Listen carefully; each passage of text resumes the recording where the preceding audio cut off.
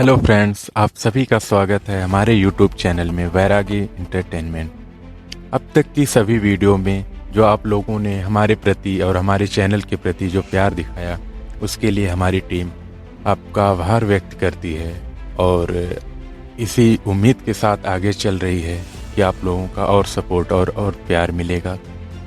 तो दोस्तों, कभी कभी क्या होता है कि हम लोग लाइफ की इस व्यस्तता में बहुत ज़्यादा व्यस्त होने की वजह से या बहुत ज़्यादा इंगेज होने की वजह से बहुत छोटी छोटी खुशियाँ, बहुत छोटी छोटी चीज़ें और बहुत छोटे छोटे पल मिस कर जाते हैं।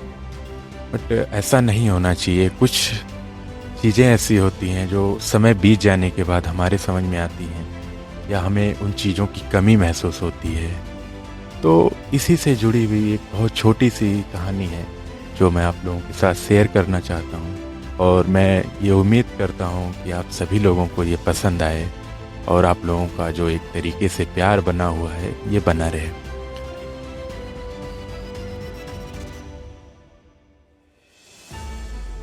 एक बहुत बड़ा सा घर होता है और उसके बड़े से रूम में दो व्यक्ति बैठे होते हैं। एक पिता होता है, वृद्ध पिता होता है और एक उनका बेटा होता है।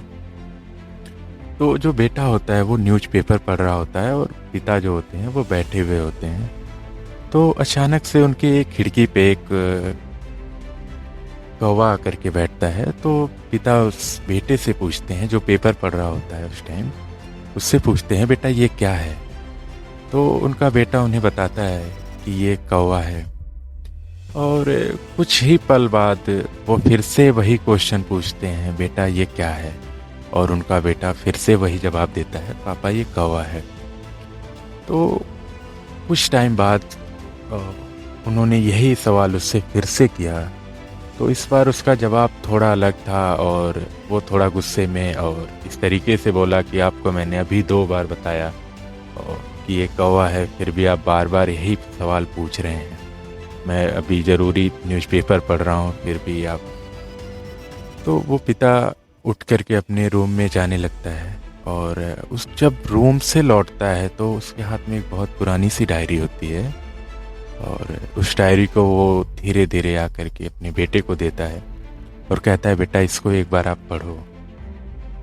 तो बेटा जब उस डायरी को पढ़ता है, उसमें लिखा हुआ होता है कि आज मेरा बेटा 3 साल का हो गया और मेरी ही गोद में खेल रहा है और एक खिड़की पर कौवा आकर के बैठा और मेरे बेटे ने आज सिर्फ एक बात को मुझसे 22 बार उसने पूछा कि पापा ये क्या है।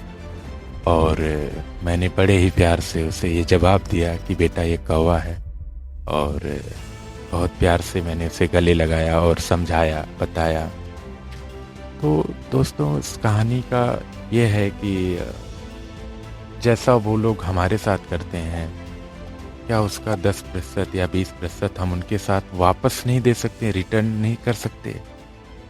तो कभी समय निकालना चाहिए और करना चाहिए।